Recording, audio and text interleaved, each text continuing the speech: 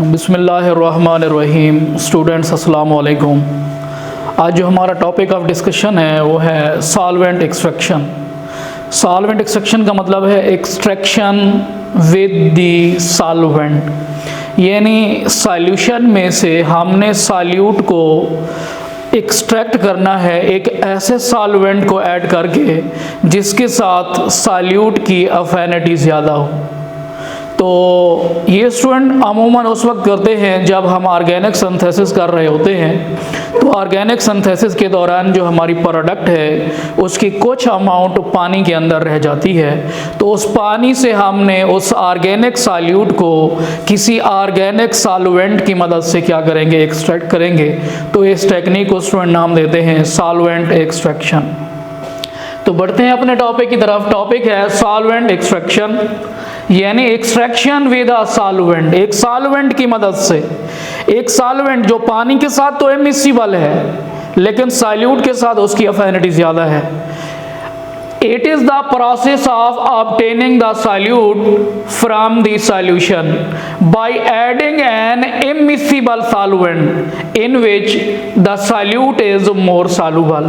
ये एक ऐसी टेक्निक है स्टूडेंट जिसमें हम एक सॉल्यूशन में से सॉल्यूट को ऑब्टेन करते हैं, अलहदा करते हैं, एक्सट्रैक्ट करते हैं किसी ऐसे सॉल्वेंट की मदद से जिसमें सॉल्यूट ज़्यादा सॉल्युबल हो। तो इस टेक्निक को सॉल्वेंट एक्सट्रैक्शन कहते हैं। अगर स्टूडेंट आप इसकी इंपॉर्टेंस या यूजेस की बात करें तो ये कहाँ यूज होगा? It is mainly used for the separation of organic compound from water. पानी में से ऑर्गेनिक सॉल्यूट या ऑर्गेनिक कंपाउंड को सेपरेट करना हो तो सॉल्वेंट एक्सट्रैक्शन की टेक्निक को यूटिलाइज किया जाता है। दूसरा इसकी इंपॉर्टेंस या यूजेस है, it is useful process when solute is volatile and thermally unstable. Student ये हम टेक्निक उस वक्त अप्लाई करते हैं या उन सब्सटेंसेस के लिए जो वोलाटाइल हों या थर्मली अनस्टेबल हों, जो टेम्परेचर को बेयर ना कर सकते हों। इसकी कैरेक्टरिस्टिक्स क्या है? It is an equilibrium process. ये एक इक्विलिब्रियम प्रोसेस है जिसमें दो सॉल्यूशन एक दूसरे के जो है ना इक्विलिब्रियम की पोजीशन में मौजूद होंगे। It follows the distribution law. ये डिस्ट्रीब्यूशन लॉ या पार्टीशन लॉ को ओबे करता है, यानी सॉल्यूट अपने आप को दो हिस्सों में तकसीम कर लेता है, कुछ उस सॉल्वेंट के अंदर, कुछ उस दूसरे सॉल्वेंट के अंदर। It is carried out in separating funnel. ये वाली जो टेक्निक है स्टूडेंट, हम इसे सेपरेटिंग फनल में क्या करते हैं, कैरिड आउट करते हैं। वेरी इंपॉर्टेंट डेफिनेशन है student, what is distribution law, या उसे हम स्टूडेंट नाम देते हैं व्हाट इज पार्टीशन लॉ।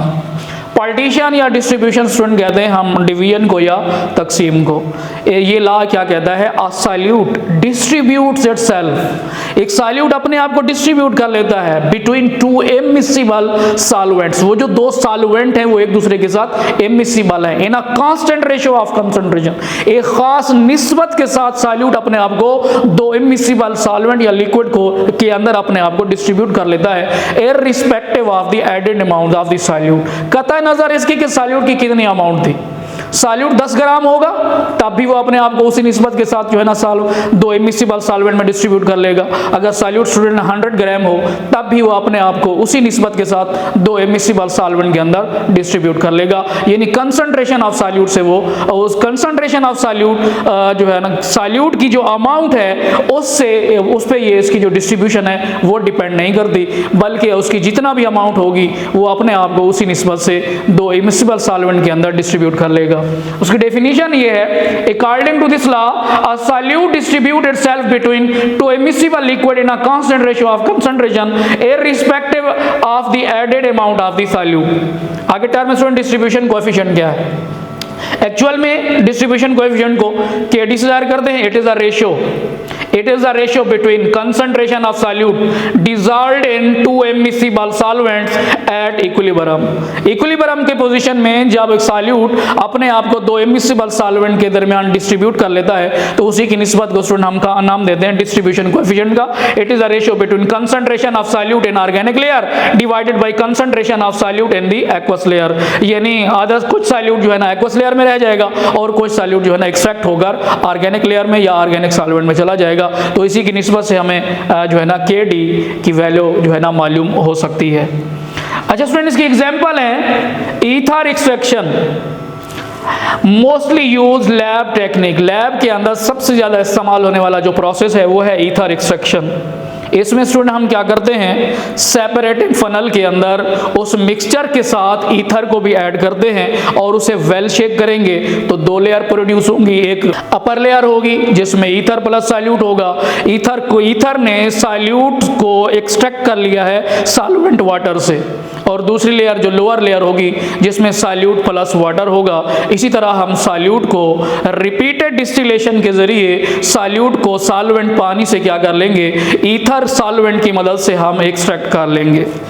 इसमें क्या होगा, in this process mixture and ether are added in separating funnel. Separating funnel में स्टूडेंट हमने इनको ऐड किया, इट इज शेक्ड वेल, हमने उसे बिल्कुल अच्छे तरीके से क्या किया स्टूडेंट, हिलाया। टू लेयर्स आर प्रोड्यूस, दो लेयर बनी है। वन इज अपर लेयर, जो एक है अपर लेयर है जिसमें स्टूडेंट क्या है, ईथर प्लस सॉल्यूट है, in which solute is present in ether, जिसमें स्टूडेंट सॉल्यूट जो है ना ईथर की लेयर में मौजूद है, ऊपर वाली लेयर में। Other is the lower layer in which solute is present in water, ये दूसरी लेयर है स्टूडेंट जिसमें पानी के अंदर सॉल्यूट अभी भी मौजूद है, यानी 100% सॉल्यूट पानी से पहले एक्सट्रैक्शन में एक्सट्रैक्ट नहीं हुआ, पहले जो है ना डिस्टिलेशन में। सेपरेटिंग ये फनल है, अच्छा दो लेयर बन रही हैं, टू लेयर्स आर सेपरेटेड। हम क्या करेंगे, बीकर में इसका वाल्व को खोलेंगे और इस जो है ना सेपरेटिंग फनल से लिक्विड वाटर प्लस सॉल्यूट को अलग कर लेंगे। Ether with solute is heated, ether with solute अलहदा होने के बाद हम उसे हीट करेंगे। In this way ether evaporate कर जाएगा एंड सॉल्यूट इज ऑब्टेन, हम सॉल्यूट को अलहदा कर लेंगे। Water with solute is further mixed with ether, water with solute, अभी इसमें सॉल्यूट मौजूद है, 100% एक्सट्रैक्ट नहीं हुआ, तो हम इसकी फर्दर क्या करेंगे स्टूडेंट, डिस्टिलेशन करेंगे, जिसे हम नाम दे सकते हैं रिपीटेड डिस्टिलेशन का। With ether in the separating funnel, इस प्रोसेस को बार बार दोहराएंगे, यानी पहले सेक्शन में अगर 50% सॉल्यूट एक्सट्रैक्ट हुआ है, दूसरी के अंदर भी जो है ना वो 50% का अगला 50% यानी 25% इसी तरह हमारे पास हासिल होगा। रिपीटेड डिस्टिलेशन से हम मैक्सिमम अमाउंट ऑफ सॉल्यूट को क्या कर सकते हैं स्टूडेंट, एक्सट्रैक्ट कर सकते हैं। कार्बन टेट्राक्लोराइड एक्सट्रैक्शन, ये भी एक टेक्निक है। ये हम क्या करना चाहते हैं, एक्चुअल में जो आयोडीन है एक नॉन पोलर है, उसका कलर पर्पल है, नॉन पोलर है और पानी में इनसॉल्युबल है। Iodine with purple colour is not soluble in water but by adding potassium iodide, लेकिन जब क्या करते हैं उसमें हम पोटेशियम आयोडाइड डालते हैं, it is soluble in the form of try iodide. अब ये पानी के अंदर ट्राई आयोडाइड की सूरत में क्या हो चुकी है, सॉल्युबल हो चुकी है। पहले आयोडीन जो फ्री मॉलिक्यूलर आयोडीन है वो पानी में सॉल्युबल नहीं है, लेकिन पोटेशियम आयोडाइड की बनने की वजह, ऐड करने की वजह से ट्राई आयोडाइड बना। ये ट्राई आयोडाइड ब्राउन कलर का है और पानी के अंदर क्या स्टूडेंट, ये सॉल्युबल है, यानी आयोडीन को पानी में डाला, सॉल्युबल नहीं थी, लेकिन पोटेशियम आयोडाइड के डालने की वजह से ट्राई आयोडाइड बना, ये एक्वस हो गया, पानी में सॉल्युबल हो गया और सॉल्यूशन का जो कलर हो गया स्टूडेंट वो पर्पल से क्या हो गया, ब्राउन कलर हो गया। इसका मतलब है जो आयोडीन है ट्राई आयोडाइड की सूरत में पानी में सॉल्युबल हो गई है।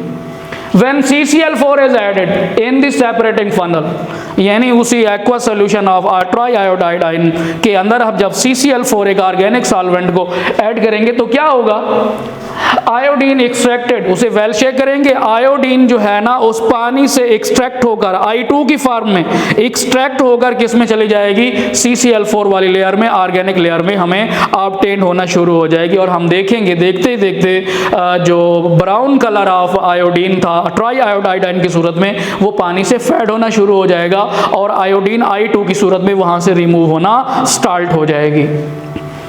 I2 extracted from water and the purple color of the free iodine appear in the CCl4 layer, यानी पहले तो CCl4 के अंदर आयोडीन नहीं था, लेकिन वेल शेक करने के बाद आयोडीन आहिस्ता आहिस्ता जो है ना I2 की सूरत में CCl4 वाली लेयर में ऑब्टेन होना शुरू हो गई है और उस CCl4 वाली लेयर का कलर जो है ना पर्पल कलर होना शुरू हो गया है। तो हम स्टूडेंट का जब डिस्ट्रीब्यूशन कोएफिशिएंट लेंगे तो iodine concentration of iodine in CCl4 divided by concentration of try iodide and water, जब आप इसकी निस्बत लेंगे तो स्टूडेंट हम इसे कहते हैं डिस्ट्रीब्यूशन कोएफिशिएंट का।